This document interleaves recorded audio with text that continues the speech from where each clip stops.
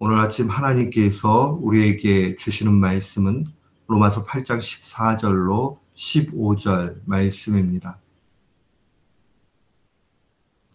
로마서 8장 14절, 15절 말씀. 우리 주의 말씀 받들어 읽습니다. 무릇 하나님의 영으로 인도함을 받는 그들은 곧 하나님의 아들이라. 너희는 다시 무서워하는 종의 영을 받지 아니하였고 양자의 영을 받았으므로 아바 아버지라 부르짖느니라. 아멘. 저는 오늘 본문 말씀을 통해서 하나님의 자녀임을 기억하라 라는 제목으로 주의 말씀을 선포하도록 하겠습니다. 세상 사람들도 신분이 올라가기를 원합니다. 신분 상승은 모든 사람의 열망입니다. 그런데 이 참된 신분 상승의 가장 기초가 되면서 가장 중요한 것은 바로 죄인에서 의인이 되는 겁니다. 우리가 세상 속에서 아무리 좋은 것 없고 신분이 상승해도 죄인이 의인되는 구원의 기쁨이 없다면 그 신분 상승은 아무 의미가 없게 됩니다. 우리가 이 땅에서 조금 못 받아도 우리가 하나님 안에서 예수 그리스도로 말미암아서 진노의 자식에서 하나님의 자녀가 된다면 그 사람은 참된 신분의 상승을 경험하는 겁니다. 구원받은 그 관계론적인 변화, 그것을 하나님의 말씀은 우리에게 자녀되었다라고 그렇게 알려주십니다. 자녀됨의 특권은 우리가 감히 하나님을 아버지라고 부를 수 있는 겁니다. 어느 신앙에서, 어느 종교에서 하나님을 아버지라고 부를 수 있습니까? 이 무슬림에서 개종한 그러한 한 사람이 한마디로 나는 비로소 야훼를, 여호와죠, 여호와를 아버지라 불렀다라고 하는 그런 말을 했습니다. 왜냐하면 머슬림의 신앙에서는 결단코 그렇게 부를 수 없기 때문입니다. 우리가 하나님을 아버지라 부를 수 있는 것, 그것은 이미 우리가 하나님의 자녀 되었다라는 증거입니다. 갈라디아서 4장 6절도 증거하기를 너희가 아들인 고로 하나님이 그 아들의 영을 우리 마음 가운데 보내사 아버지라 부르게 하셨다. 우리가 하나님을 진심에서 아버지라고 부르는 것은 바로 우리가 하나님의 자녀임을 나타내는 증거입니다. 예수님이 가르쳐 주신 그 기도 가운데 첫 시작을 하나님 우리 아버지여 라는 말로 가르쳐 주셨습니다. 하나님 우리 아버지, 이 말은 가장 친근한 의미를 가져줍니다. 이 하나님과 우리 관계가 얼마나 가까운가 하는 것을 보여줍니다. 성경 가운데 이 하나님과의 친근한 그 관계를 나타내는 모습을 보면 바로 모세가 하나님과 어떠한 관계였는가 하는 것을 보게 됩니다. 출애굽기 33장 11절은 모세와 하나님과의 관계를 친히 하나님의 음성으로 이렇게 증거해 주십니다. 사람이 자기 친구와 이야기함 같이 여호와께서는 모세와 대면하여 말씀하셨다라고 증거합니다. 친구하고 허물 없이 이물 없이 다 이야기하는 것처럼 하나님께서 모세와 같이 그렇게 말씀해 주셨다. 그런데 친구같이 이야기하는 것보다 더 친밀한 표현은 바로 우리가 하나님을 아버지라고, 그것도 나의 아버지 공동체 안에서 우리의 아버지라고 부르는 그 특권이라 그렇게 볼 수 있습니다. 이 출애굽기 33장 이후에 34장에는 하나님의 임재하심이 기록되어져 있습니다.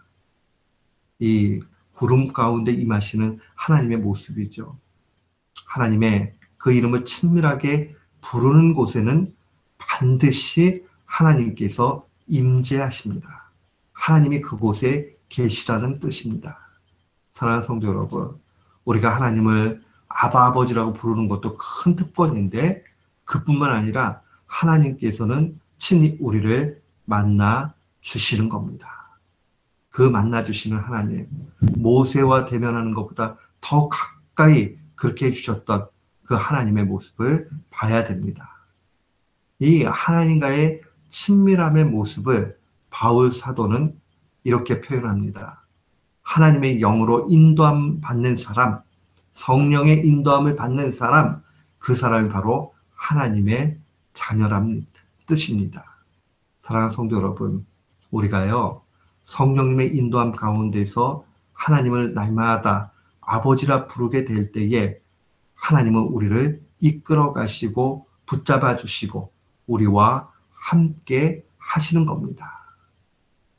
반면에 이 15절 말씀에 보면 유대인들의 오류에 대해서 지적하고 있는 거 보게 됩니다. 15절에 보면 다시 무서워하는 종의 영이라는 말을 사용을 합니다. 14절에는 이 하나님의 영 그렇게 표현을 하지만 이 15절에 와서는 다시 무서워하는 종의 영이라고 그렇게 이야기합니다. 이 종의 영이라는 게 무엇이냐? 결국 이 원래 아들이 되지 못하면 그 종은 언젠가는 종이 되고 맙니다. 이게 초대 그 문화에 보면 몽학 선생이 나오죠. 이 율법을 몽학 선생이라고 이야기해요. 몽학 선생은 다른 게 아니라 이 종으로 있다가 이 주인의 아들을 가르칩니다. 그러나 아들이 장성하게 돼서 진짜 훌륭한 선생님한테 가게 되면 그 가정교사는 다시 종의 신분으로 내려가는 거지 결단코 선생님이나 아들이 될 수 없습니다. 여기서 나온 말이에요. 종의 영이라는 것은 율법을 자기 힘으로 준수해서 아들이 되고자 하는 열심이었습니다. 유대인들이 그 열심 가운데 있었지만은 결국 율법을 지킬 수 없기 때문에 다시 두려움과 공포 가운데 갈 수밖에 없는 겁니다. 양심에 화인 맞은 사람 아니라면, 양심이 마비된 그러한 사람이 아니라면 이 율법을 통해서 지키려고 하면 노력하면 노력할수록 야 내가 할 수 없구나 하는 좌절에 빠질 수밖에 없는 겁니다. 반면에 성령의 인도함 받는 사람은 예수 그리스도를 통해서 자녀가 되었습니다. 이 자녀가 된 것을 주의 말씀 오늘 본문에서 양자의 영이라 이런 말을 사용합니다. 왜 양자의 영이라는 말을 사용하는가? 그것은 원래 우리 인간은 하나님의 자녀가 될 수 없지요.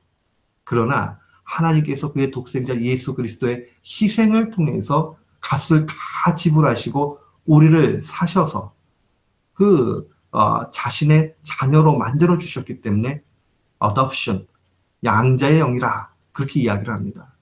근데 그 양자의 영은 아들을 희생의 값으로 지불하고 친히 사신 겁니다.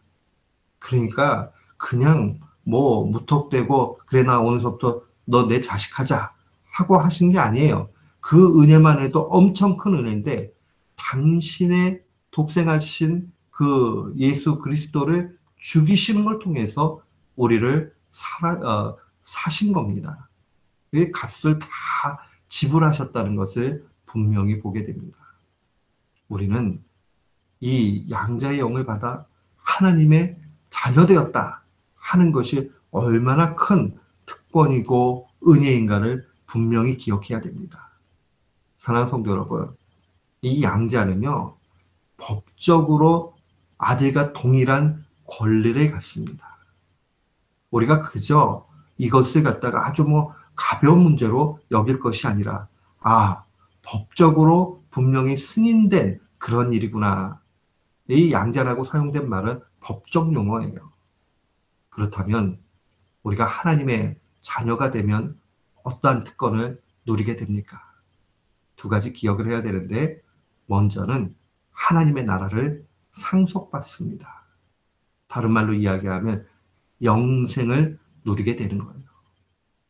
뭐 이루 말할 수 없지요. 다른 것과 비교할 수 없는 것, 영원한 생명을 얻게 되는 것.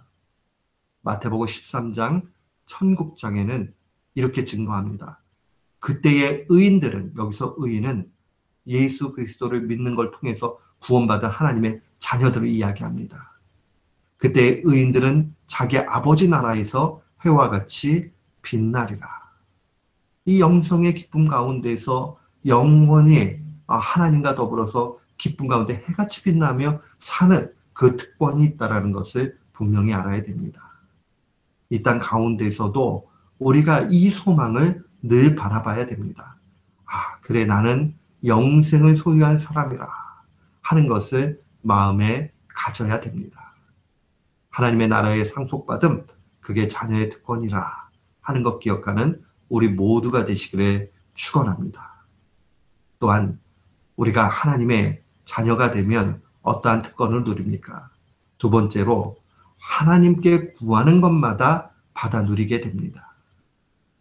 분명히 하나님께서는 우리가 하나님께 부르 외치고 기도하면 응답해 주신다 약속해 주셨습니다.